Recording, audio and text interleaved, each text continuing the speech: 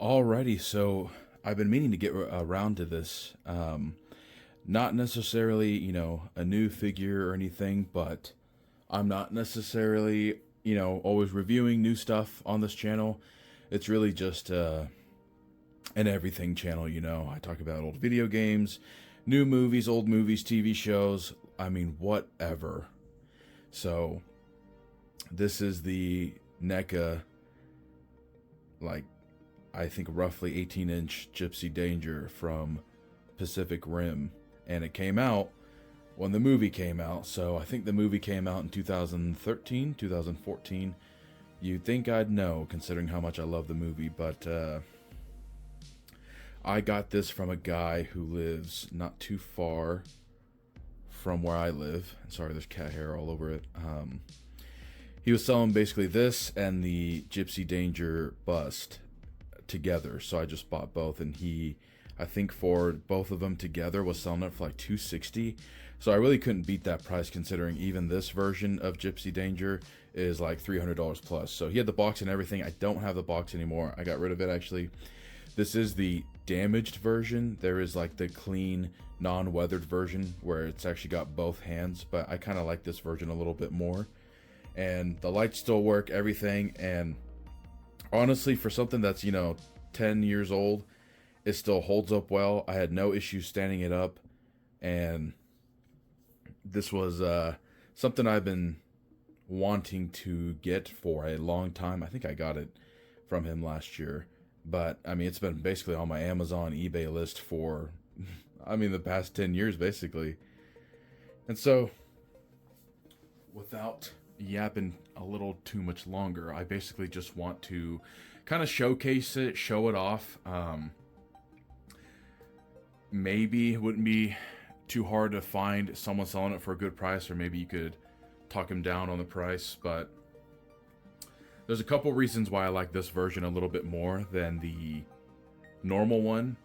I think the normal one comes with 2 chain swords. This one only comes with 1, but as you can see, the other arm is the plasma cannon arm,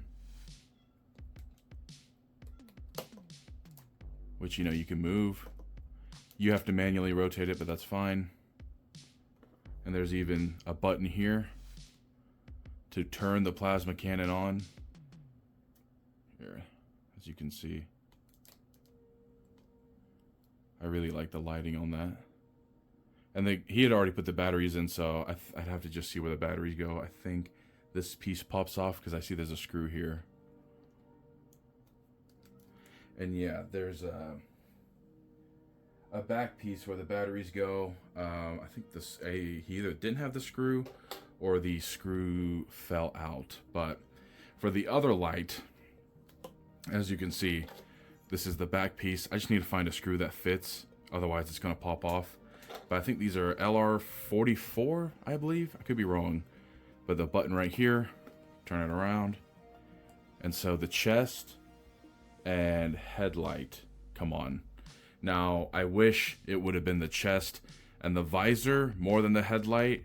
Honestly, it would be nice if it was all 3, or even the chest, the visor, and a couple, little chest lights. But I can't really complain. They got the biggest thing that matters, which is the chest light. So it would be cool if it spun. But, I guess, I don't know how advanced things were 10 years ago. You can just...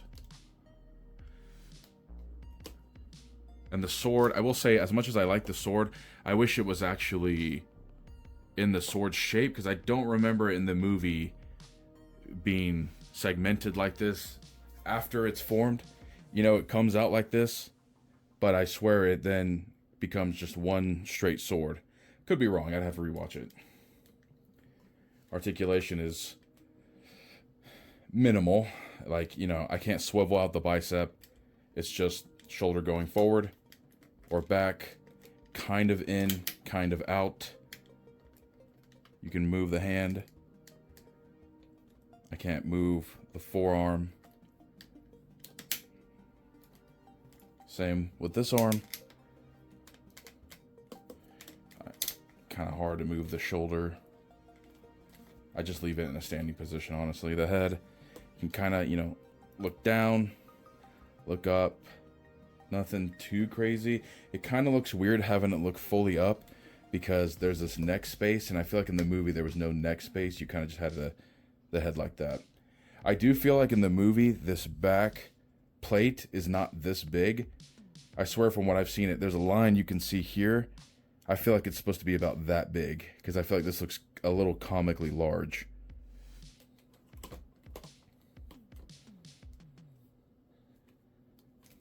And with the legs, just about what you'd expect for articulation. I mean, you're going to be able to go front, back, knee bend, kinda on the ankle.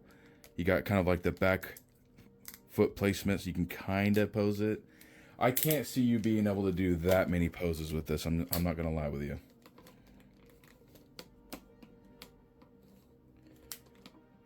And there is kind of a... oh, that's new. I didn't even notice this. You can kind of raise these vents. A little bit of detail. I mean, obviously the paint is nice. The weathering paint, everything makes it look like it's actually, you know, been in a fight. I really enjoy that. I can enjoy that it's sturdy. I don't have to worry about it leaning forward, leaning back. Nothing. It can stand on its own, which I can appreciate a ton. Kind of got that abdomen joint here, so you can turn it both.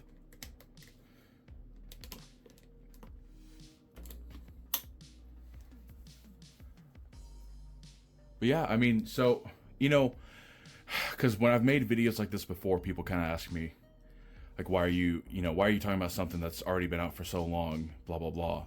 And I feel like, you know, if there's going to be people like me, they, like, you know, there's new things I like to collect, but there's also old things. It's not, I don't think a downside be like, oh, wow, you know, even in 2024, there's still people talking about X thing or X figure, you know, because I'm a huge fan of Pacific Rim. I would love to get, like, you know, the Cherno Alpha and stuff, but I've been not lucky to find those at a good price. But yeah, I just wanted to showcase this. I think it's incredibly, incredibly well done. It does kind of look like it's leaning a little bit on one side. I did notice that, but nothing feels loose. Nothing feels weak. It's a very, very good mold. So that is going to be it for this video. And of course, if you're a Pacific Rim fan, I'm always willing to discuss that because I watch that movie at least once or twice a year. So that'll be it for me. Thank you for watching. I'm out.